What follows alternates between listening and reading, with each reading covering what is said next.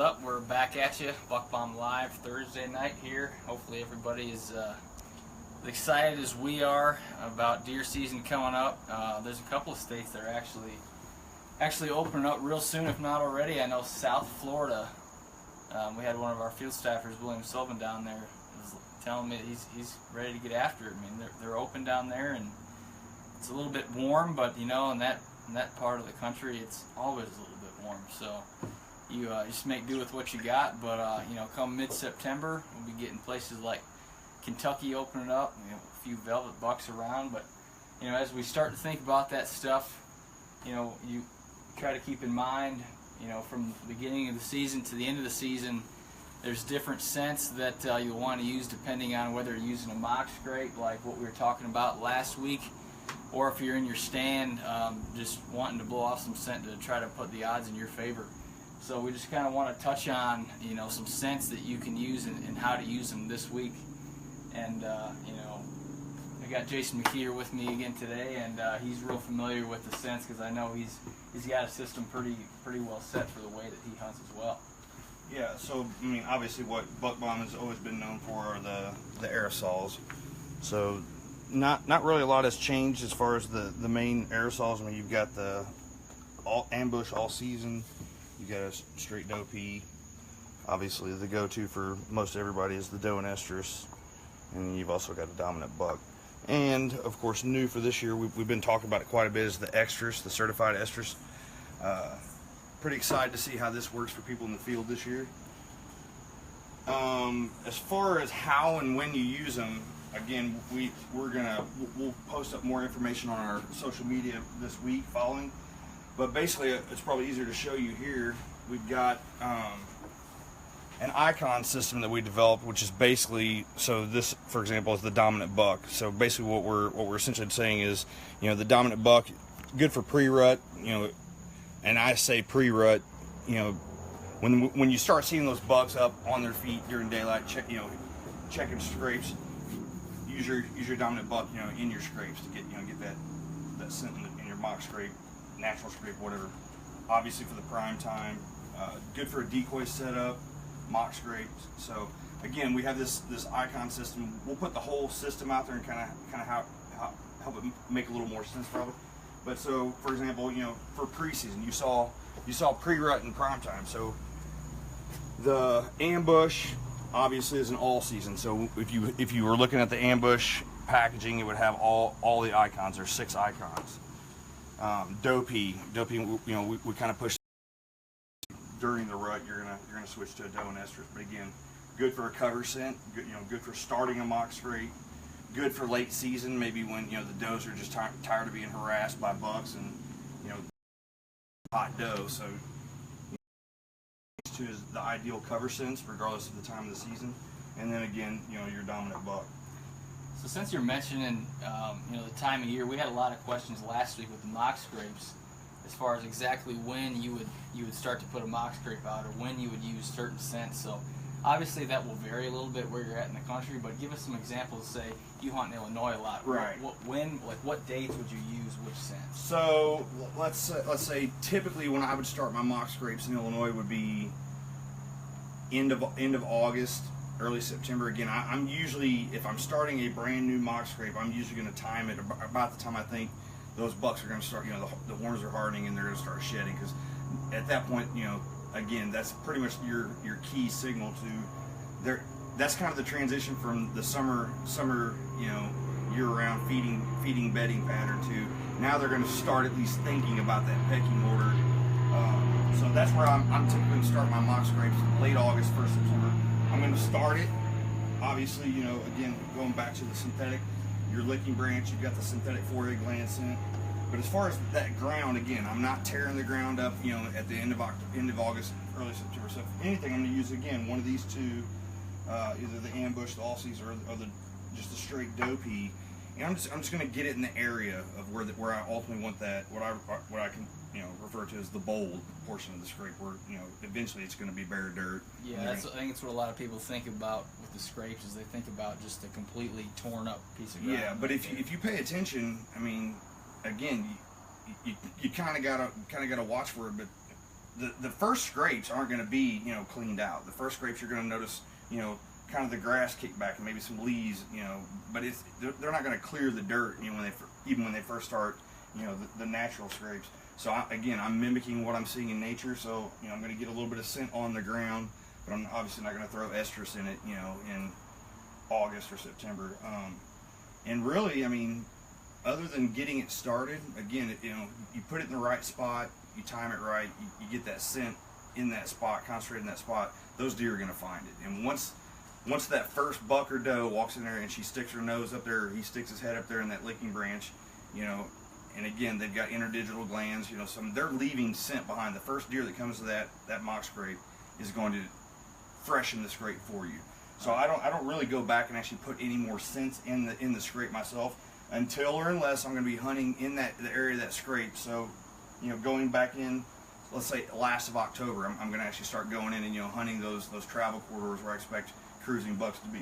That's when I'm probably going to go with a dominant buck, maybe touch it up with some doe and estrus, just to start getting that, you know, that more of that breeding season scent in that scrape. Now my hope is that as that buck comes through, even if he doesn't come through while I'm hunting, as that buck comes through at night, he's going to smell a little something different, you know, than what he'd been smelling for the past 2 or 3 weeks. Right. Now he may think, all right, there's another mature buck hitting, you know, in this area hitting this scrape, or, you know, early November, you know, that first hot doe. That's what they're all looking for. You know, maybe hit it with your estrus.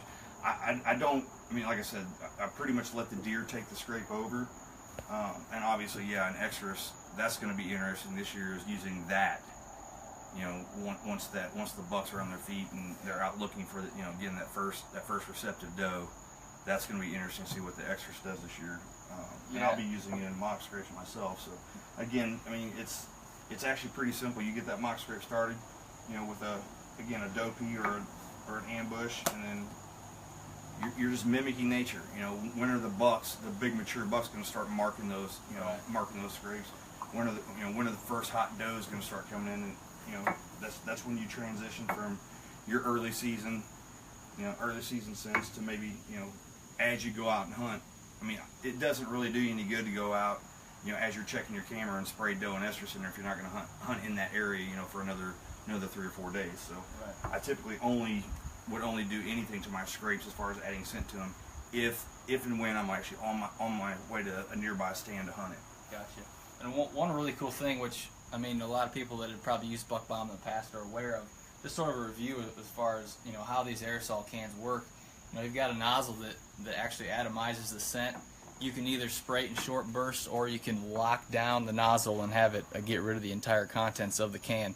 And atomizes the scent where it'll actually travel in excess of a 1/4 mile on a 3 mile per hour wind. So, you know, that's something that kind of has set buck bomb apart over the last several years, and really show people what is cool. Yeah, and we can actually anger my neighbors and set one of these off before we. Yeah, this one's actually already open. Oh, is it? If you want to give that a try, yeah. Yeah, well, we're not going to do it right here on my back deck, but before we get out, we'll His walk. wife might not appreciate that. So again, this is really what, you know, what Buck Bomb's known for. Basically, what we did this year, new for 2017, is we essentially just repeated the lineup in a liquid form. And so the interesting thing about this, I think we've showed them before, is instead of having it or whatever, you can adjust the flow rate of that urine by adjusting this valve right here to let as little or as much as you want. So I mean, you could literally shoot a good stream and, you know, it back down a little bit and you get just enough onto your to kind of control how much you do. So the good thing is basically no spill lid. You know, you don't have to worry about, you get the lid off and you fumble it and drop it. You know, the whole thing's going to pour out. I mean, you can basically keep it a little bit cleaner. That's a big thing, because I mean, I know I've gotten some scent on my other gear when I'm carrying around a partially used bottle or something, and you know, these no spill caps, even though it seems like something small, it's actually adds a great bit of value to these. Yeah. So again, basically just transition from these 4 that we're pretty much known for to the liquid option in a 4-ounce bottle. Again, little larger size than what most people are used to seeing on the liquid urine side. And this is what I'm excited about, is the synthetics. We have an actual doe and estrus synthetic in the bomb. We also have a dominant buck synthetic that will be out there.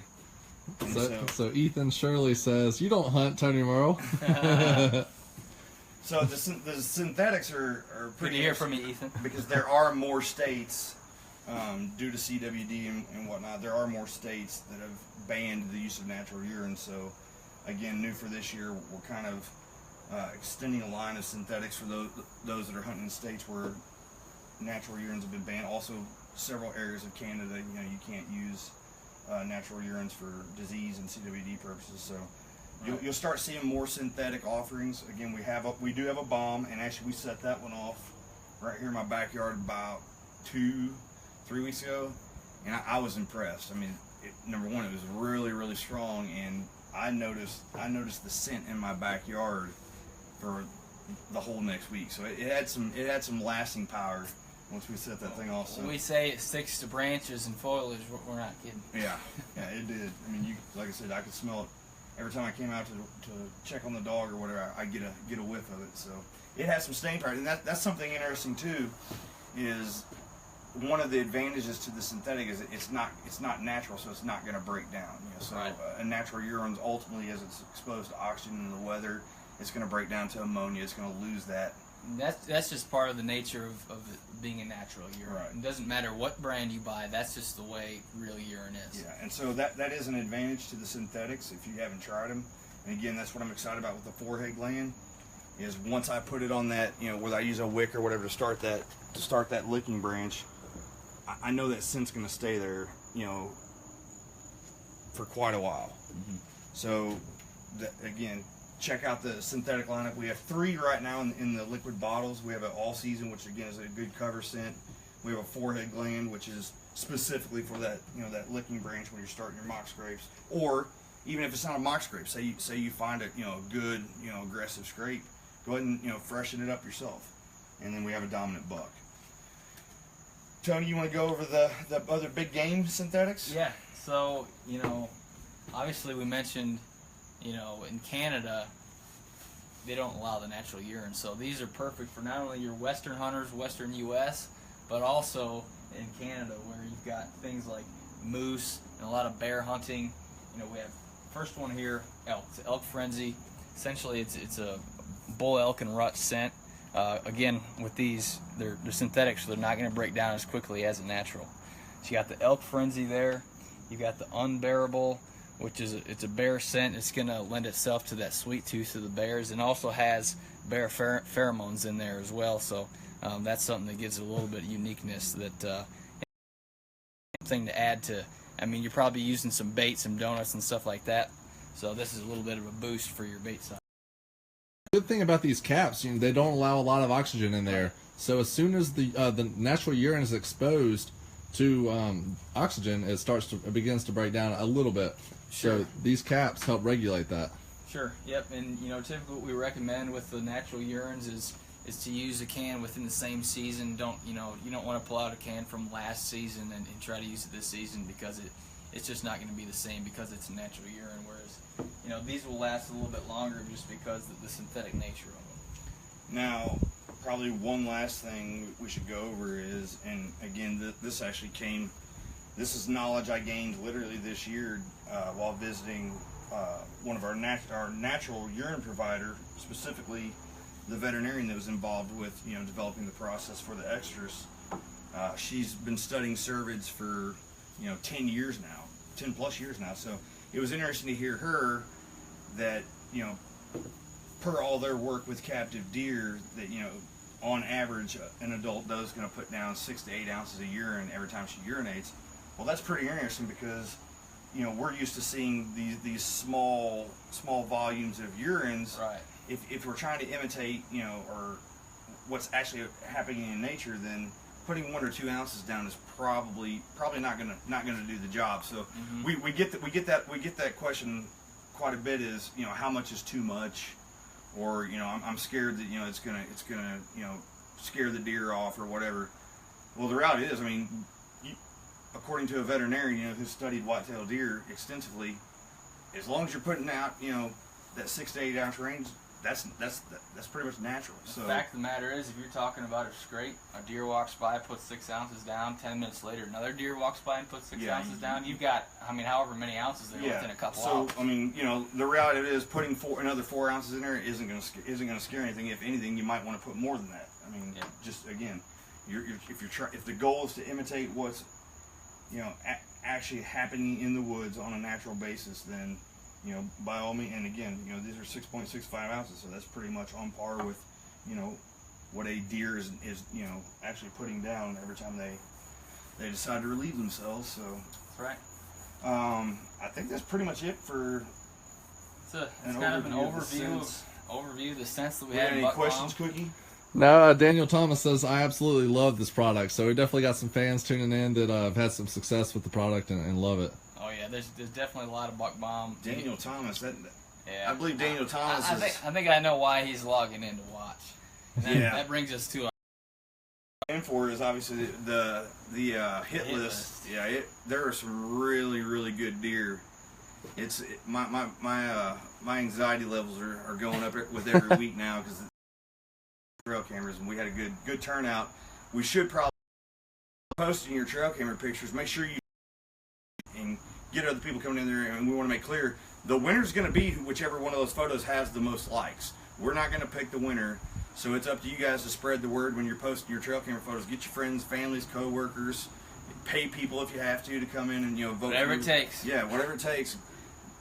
That with the most votes at the end of the week wins. So, but yes, really impressive deer showing up this week. A lot of really cool deer from all over the country, and there you go, Daniel. You must have a lot of family members on Facebook that got out there and liked it. Daniel did a good job of recruiting. So for the rest of next week's hit list, make sure you get the word out to your friends. And like I said, if you got a bribe, pay, whatever you got to do. And what do you want of either the family of? He's going to get, actually what he's going to get is these 4 right here: Extras, Ambush, Dopey, and Dominant Buck. Or you can get these 4 in the bottles. Right. So Daniel, send us a private message. We'll get your shipping information and let us know if you'd like the aerosols or the 4 ounces. And he gets a hat too. He gets a hat as well. You can get either the blue buck bomb hat like I'm wearing, or the brown one. You just let us know. And, or there's also a beanie. There is a beanie. There's a beanie. If you're in part of the country that gets a little bit chilly, we'll take care of you there. So Mr. Carl Drake says, I love using Dominant Buck with his decoys set up. Oh yeah.